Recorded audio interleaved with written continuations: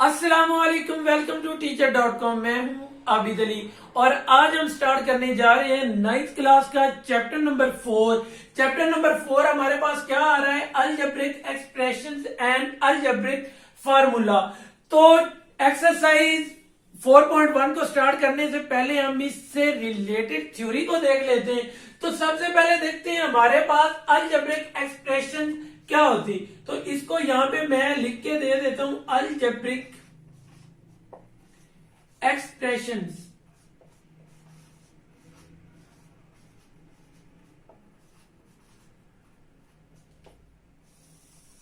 तो algebraic expression को देखने से पहले देखें कि हमारे पास अलजेब्रा क्या होता है। चैप्टर के स्टार्ट में पहली लाइन में अलजेब्रा की उन्होंने डेफिनेशन लिखी हुई, algebra is a generalisation of arithmetic. Algebra का तो हमें पता चल गया ये अर्थमेटिक की जनरलाइजेशन होती। तो यहां पे देखना है कि हमारे पास अलजेब्रिक एक्सप्रेशन क्या होती। तो अलजेब्रिक एक्सप्रेशन भी बेसिकली इसी तरह है, when we apply the operation of addition and subtraction to algebraic term. जब हम अलजेब्रिक टर्म में प्लस या माइनस की साइन को अप्लाई करते हैं तो वो हमारे पास जो बन जाती, इसे हम अलजेब्रिक एक्सप्रेशन कहते हैं। तो यहां पे मैं इसकी डेफिनेशन आपको लिख के बता देता हूं कि अलजेब्रिक एक्सप्रेशन हमारे पास क्या होती है। व्हेन, तो ये मैंने इसकी डेफिनेशन लिख दी है, when operation of addition and subtraction are applied to algebraic term. तो यही मैंने आपको पहले भी समझा दिया, जब हम अलजेब्रिक टर्म में एडिशन या सब्ट्रैक्शन को अप्लाई करेंगे तो वो हमारे पास अलजेब्रिक एक्सप्रेशन बन जाएगी। यहां पे मैं कोई अलजेब्रिक एक्सप्रेशन लिख के दे देता हूं। लेट हमारे पास 3x² plus 4x minus 3/x। तो यहां ये देखें, ये हमारे पास अलजेब्रिक टर्म थी, इनमें हमने प्लस माइनस को ऐड अप्लाई करवा दिया है। तो ये हमारे पास क्या बन गई है? अलजेब्रिक एक्सप्रेशन बन गई। इसी तरह आगे हम डिस्कस करेंगे कि हमारे पास पोलिनोमियल्स क्या होते हैं। नोमियल्स,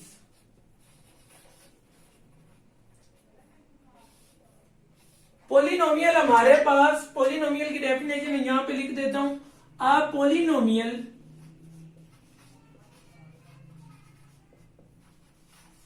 in the variable x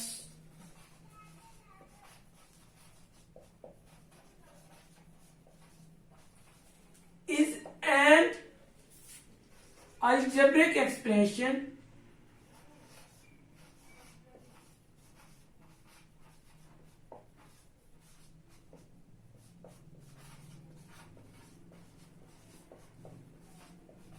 in the form of, तो वो हमने यहां पे इसकी फॉर्म लिख देनी। तो सबसे पहले हम यहां पे लिखेंगे p of x। p of x का मतलब है हम x वेरिएबल में x की पोलिनोमियल लिख रहे हैं। तो वो हमारे पास यहां पे क्या आ जाएगी? p of x। तो सबसे पहले हमने यहां पे लिख देना a n, x की पावर भी हमारे पास n आ जाएगी। इसके बाद हमने लगाना है प्लस an-1। अब यहां पे जो हमारे पास ये an आ रहा है, ये हमारे पास एक रियल नंबर है और इसको हम बोलते हैं कोफिशिएंट। और साथ में हमने लिखा है x हमारे पास क्या आ रहा है? एक वेरिएबल। और यहां पे इसकी पावर हमने लिख दी है n को डिग्री भी बोलते हैं। और साथ में ये क्या आ जाएगा? an-1। अब x की पावर, अगर यहां पे हमने n-1 किया है तो x की पावर, x की जो डिग्री है हमारे पास वो भी n-1 हो जाएगी। अब यहां पे प्लस लगा देंगे an-2 और यहां पे भी क्या आ जाएगा? xn-2। ठीक हो गया। अब इसके बाद क्या आना था? n-3 और x की पावर n-3। इसके बाद क्या आ जाएगा? n-4 और x की पावर भी n-4। तो इसको लिखने की बजाय मैथमेटिक्स में इस तरह लिख देते हैं, अप टू सो ऑन। मतलब ये इसी तरह हमारे पास चलते जाना है। अब यहाँ पे चलते चलते एक जगह हमारे पास ये आ जाएगी कि यहाँ पे हमारे पास जो यहाँ पे n था वो हमारे पास ये 1 बन जाएगा और x हमारे पास ऐसे का ऐसे ही आ जाएगा। क्योंकि n की जगह हमने 1 लिखा है तो ऊपर x1 ही होता है। प्लस हम क्या लिख देंगे? a not. ठीक हो गया।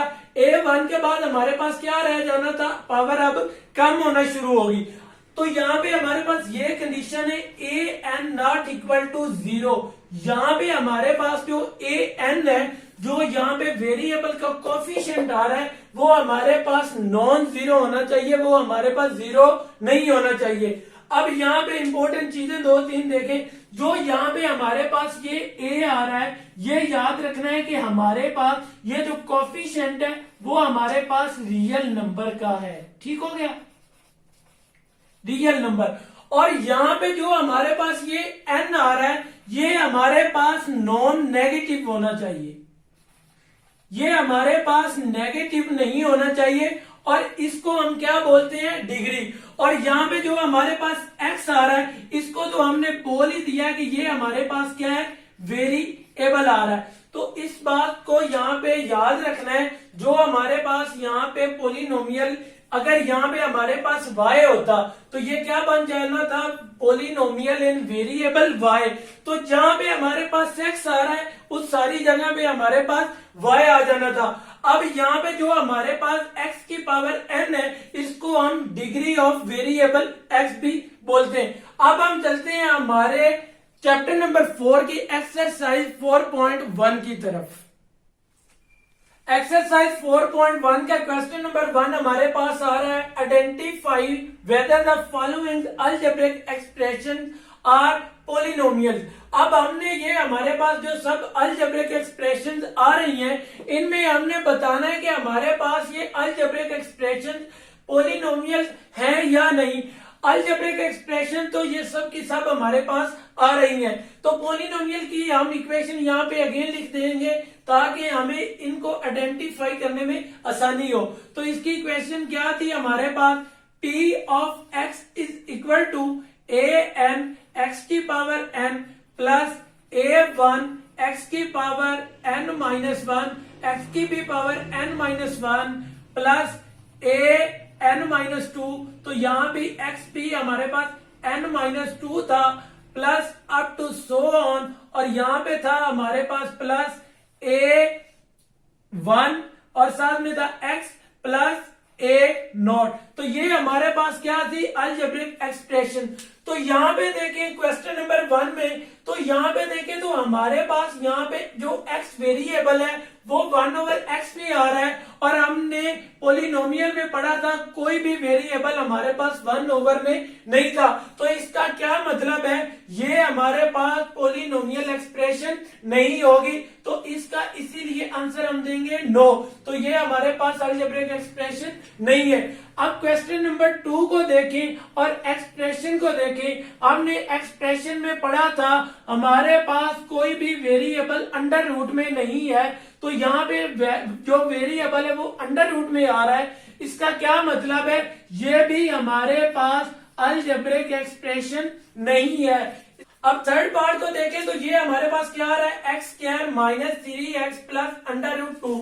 और अलजेब्रिक एक्सप्रेशन में देखें हमारे पास यहाँ पे n के बाद n माइनस 1 ही आ रहा था। तो यहाँ पे देखिए एक्स स्क्वायर है, अब इसकी पावर कम भी हुई है। इससे अगला जो हमारे पास वेरिएबल आ रहा है वो हमारे पास एक्स स्क्वायर के बाद एक कम हुआ है, वो x आया है। और यहाँ पे जो हमारे पास यहाँ पे ये इसीलिए हमारे पास पोलिनोमियल नहीं था क्योंकि यहाँ पे वेरिएबल हमारे पास अंडर रूट में आया है। और यहाँ पे हमारे पास ये 2 रियल नंबर है जो हमारे पास कांस्टेंट आ रहा है, इसीलिए ये हमारे पास पोलिनोमियल है। तो इसको हम लिख देते हैं यस, ये हमारे पास पोलिनोमियल है। अब हम फोर्थ पार्ट को देखें तो यहाँ पे भी देखें ओवर में हमारे पास वेरिएबल नहीं आता, यहाँ भी उन्होंने ओवर में वेरिएबल लगाया हुआ है। तो ये भी हमारे पास पोलिनोमियल नहीं होगा। अब हम चलते हैं हमारी एक्सरसाइज 4.1 के क्वेश्चन नंबर 2 की तरफ। क्वेश्चन नंबर 2 हमारे पास क्या आ रहा है, state whether each of the following expression is a rational expression और नॉट। अब हमें इस क्वेश्चन नंबर 2 में बताना है ये जो हमारे पास एक्सप्रेशंस आ रही हैं इनमें हमने बताना है हमारे पास रैशनल एक्सप्रेशन कौन सी है और कौन सी हमारे पास रैशनल एक्सप्रेशन नहीं है। तो सबसे पहले हमने डिस्कस करना है कि हमारे पास रैशनल एक्सप्रेशन होती क्या है। यहां पे हम डिस्कस करते हैं रैशनल एक्सप्रेशंस।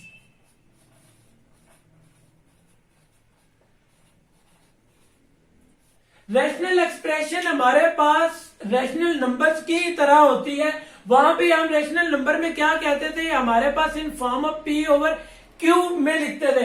यहाँ पे हमने क्या लिखना है, यहाँ पे रैशनल एक्सप्रेशन में हमने पोलिनोमियल को लेना है। यहाँ पे हमारे पास polynomial P x over Q x की फॉर्म में होंगे।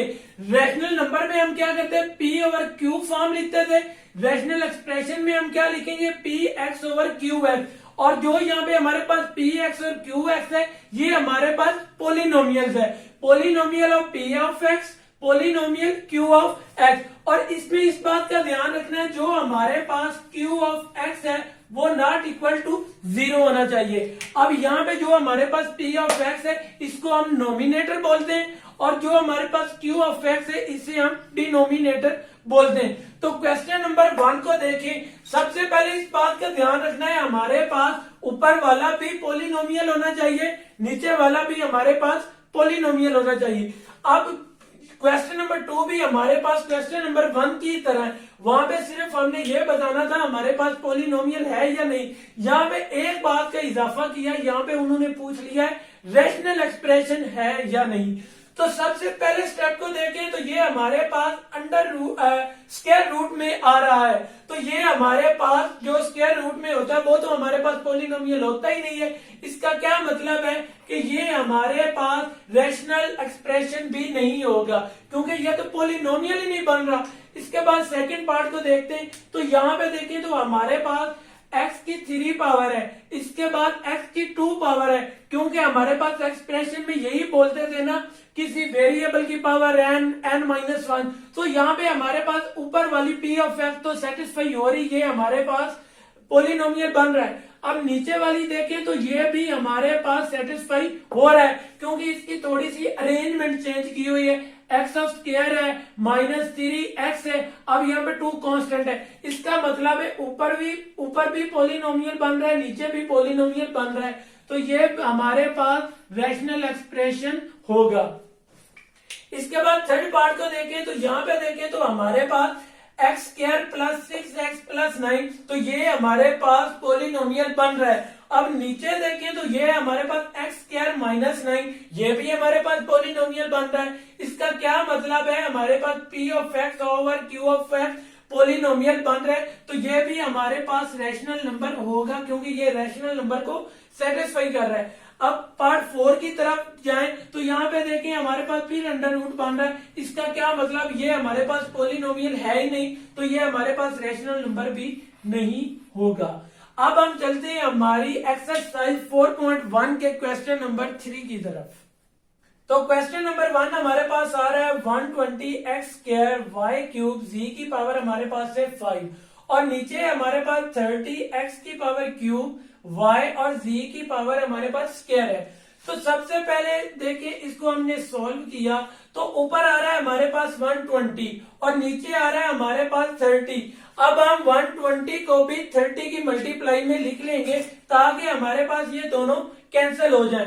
तो इसको मैंने इस तरह लिख दिया, ये 120 है तो इसको मैं लिख सकता हूँ 4 मल्टीप्लाई बाय 30। अब 30 को 4 से मल्टीप्लाई करेंगे तो हमारे पास 120 बन जाएगा। अब नीचे 30 है, 30 के साथ कैंसिल हो जाएगा। अब यहाँ पे देखें तो हमारे पास ये आ रहा है एक्स स्क्वायर और यहाँ पे देखें तो हमारे पास ये है वाई क्यूब और इसके बाद हमारे पास आ रहा है जी की पावर हमारे पास क्या है 5 और नीचे जाए तो यहाँ पे हमारे पास क्या है 30 एक्स की पावर 3 आ रहा है। अब y है और z की पावर हमारे पास क्या है स्क्वायर है। ठीक है, ये 30 इस 30 के साथ हमारे पास कैंसिल हो गया। अब ऊपर देखें तो हमारे पास क्या बचा 4 आ रहा है। अब यहाँ पे देखें तो ये हमारे पास एक्स स्क्वायर है और नीचे हमारे पास एक्स क्यूब है। एक्स स्क्वायर को ऐसे ही लिख दिया। अब यहाँ पे देखें तो हमारे पास वाई क्यूब है, नीचे हमारे पास y है तो इसको मैं लिख सकता हूँ वाई स्क्वायर और साथ में मल्टीप्लाई करवा दूंगा y। अब ये मल्टीप्लाई हो गया हमारे पास y क्यूब बन जाएंगे, नीचे y है y के साथ कैंसिल हो जाएगा। अब देखिए ऊपर z 5 है और नीचे हमारे पास z स्क्वायर है तो इसको मैं लिख सकता हूँ z क्यूब और साथ में मल्टीप्लाई करवा दिया z स्क्वायर। अब नीचे जाऊं तो नीचे हमारे पास क्या बचा है बाकी x क्यूब है y है और z हमारे पास स्क्वायर है। अब ये जो हमने पेयर बनाए थे z स्क्वायर के साथ कैंसिल, y के साथ कैंसिल। अब यहाँ पे देखें तो ये हमारे पास z क्यूब है, तो इसको भी मैं लिख सकता हूं x और x स्क्वायर। अब यहाँ पे देखें तो x स्क्वायर के साथ कैंसिल, बाकी हमारे पास क्या रह गया, हमारे पास रह गया 4 और साथ में क्या है हमारे पास z स्क्वायर है, और यहाँ पे हमारे पास क्या आ रहा है z क्यूब आ रहा है, और नीचे हमारे पास क्या है x। तो ये हमारे पास इस क्वेश्चन का सिंपलेस्ट फॉर्म बन गई। ये हमारा इसका आंसर आ गया। अब हम चलते हैं हमारे पार्ट 2 की तरफ। अब पार्ट 2 हमारे पास क्या है 8a into x plus 1 over में हमारे पास क्या है 2 इंटू एक्स स्क्वायर माइनस 1। तो अब इसको हम सॉल्व करते हैं। तो सबसे पहले देखें हमारे पास 8a इंटू एक्स प्लस 1 है। अब ऊपर 8 है नीचे 2 है, तो हम 8 को भी 2 के मल्टीप्लाई में लिख लेंगे। तो क्या हमारे पास आ जाएगा 4 मल्टीप्लाई बाय 2 मल्टीप्लाई बाय 4, और साथ में हम लिख देंगे a, और इसके साथ हमारे पास आ रहा है x प्लस 1 ओवर में हम लिखेंगे ये 2 ऐसे ही आ गया। अब आपको पता है हमारे पास x स्क्वायर माइनस 1 का फार्मूला क्या है, हमने सेकेंड चैप्टर में भी पढ़ा है। हमारे पास x स्क्वायर माइनस 1 का फार्मूला होता है, एक दफा हम x प्लस 1 लिख देते हैं और एक दफा हम x माइनस 1 लिख देते हैं। अब इस फार्मूले को यहाँ पे अप्लाई कर दें तो हम क्या करेंगे, एक दफा हम x प्लस 1 लिख देंगे, एक दफा हम x माइनस 1 लिख देंगे। अब ये x प्लस 1 के साथ कैंसिल, ये 2 के साथ कैंसिल, तो बाकी हमारे पास क्या रह गया 4 into a over x minus 1। तो ये देखिए हमारी ये इसकी लोएस्ट फॉर्म बन गई।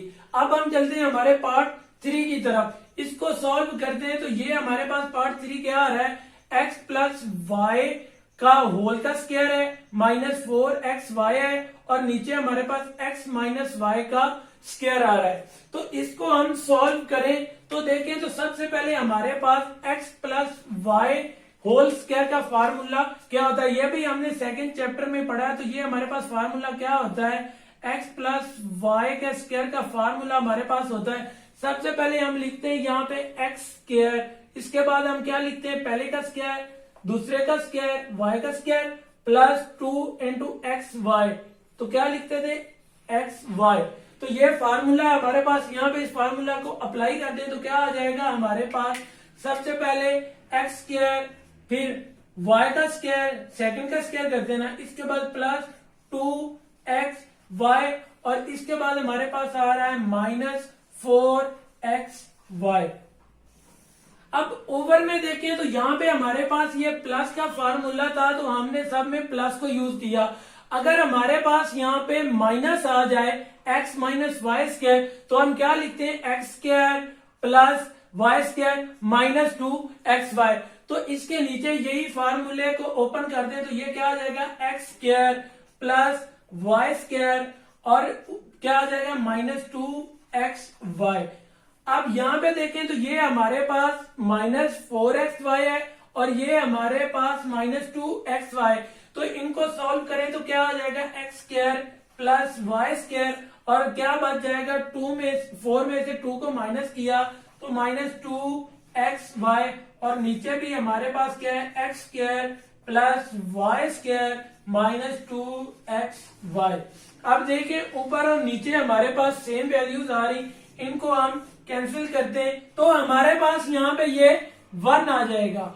ये है हमारा आंसर। हमने क्या निकालना था, इसकी लोएस्ट फॉर्म, तो इसकी लोएस्ट फॉर्म हमारे पास क्या बनी 1। अब हम चलते हैं हमारी एक्सरसाइज 4.1 के क्वेश्चन नंबर 3 के 4 पार्ट की तरफ।